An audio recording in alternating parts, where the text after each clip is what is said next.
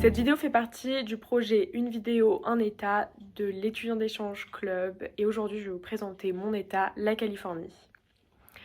Donc bonjour, je m'appelle Juliette, je suis une étudiante d'échange aux États-Unis, en Californie, plus particulièrement à Lompoc. Et donc moi ça va faire bientôt 6 mois que je suis ici, je suis arrivée le 2 août. Donc la Californie se situe sur la côte ouest. Donc la Californie se situe sur la côte ouest des États-Unis et Lompoc vers le sud de la Californie. Voilà, c'est une ville qui est assez calme, assez campagnarde, je dirais. Même si, ce qui m'a surpris d'ailleurs, tout le monde me disait que Lompoc c'était une toute petite ville des États-Unis, paumée, où il n'y avait rien à faire. Moi je trouve ça totalement pas vrai parce que déjà t'as la mer, t'as la montagne, il fait tout le temps chaud. On est à côté de grandes villes assez populaires comme Los Angeles, Santa Barbara. Donc finalement t'as pas grand chose à faire à Lompoc, mais tout autour de toi t'as tellement de choses à faire. Et voilà, je trouve ça génial. Moi maintenant, ce que j'aime avec mon état, la Californie, c'est que j'habite quelque part où il fait très très chaud, un peu toute l'année. Mais je suis partie par exemple à la montagne dans le nord de la Californie où il neigeait. Donc tu peux avoir chaud, tu peux aller à la montagne enneigée, tu peux aller à la montagne avec le soleil, tu peux aller à la mer, tu peux aller au lac. T'as tellement de possibilités et tu peux avoir froid comme chaud. C'est trop bien. Et puis en plus, les Américains, ils adorent du coup quand il pleut. Ce qui est bizarre pour moi qui est française et qui reçoit la pluie tout le temps. Mais c'était super cool, à Noël il avait plu et du coup tout le monde était grave dans le mood. Enfin voilà, j'ai adoré. Par rapport à mon rythme de vie, donc moi je vais en cours de 8h40 à 13h, à 15h30 tous les jours. Quelque chose d'assez surprenant aussi je dirais, et je sais pas si c'est propre à la Californie, mais j'ai vu, enfin tous les lycées aux alentours sont comme ça, c'est que le lycée est à l'extérieur. C'est-à-dire qu'entre deux cours, entre deux classes, tu vas marcher dehors. Le lunch, la plupart du temps, on le fait dehors. Et en fait, t'as des classes, mais t'as pas de couloir. Et ça m'a beaucoup surpris au début parce que je m'attendais à voir les grands couloirs avec les casiers, etc. Bah, il y en a pas, mais moi j'adore finalement.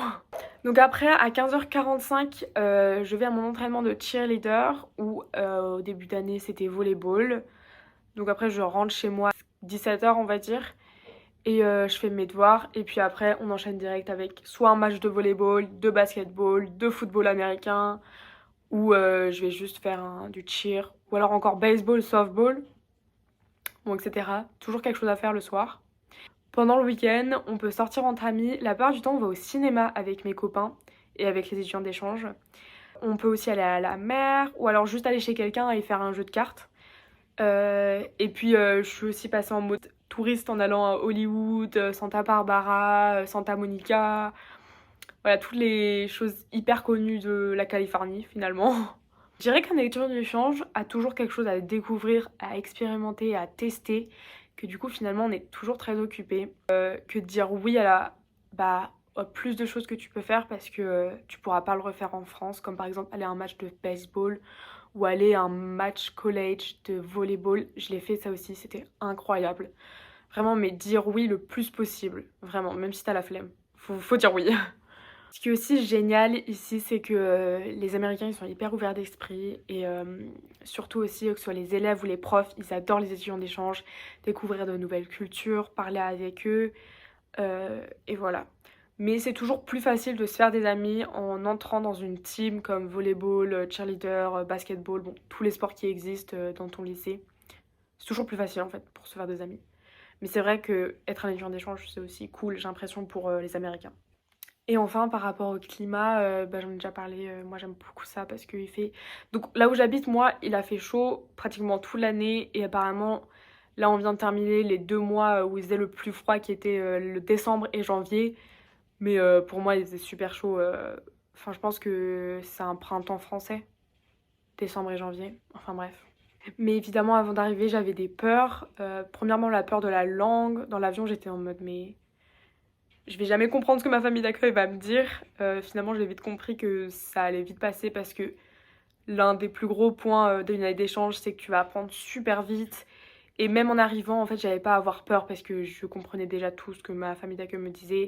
Et si je comprenais pas quelque chose, je leur demandais. Ou alors, t'as tout le truc de téléphone pour translator, etc.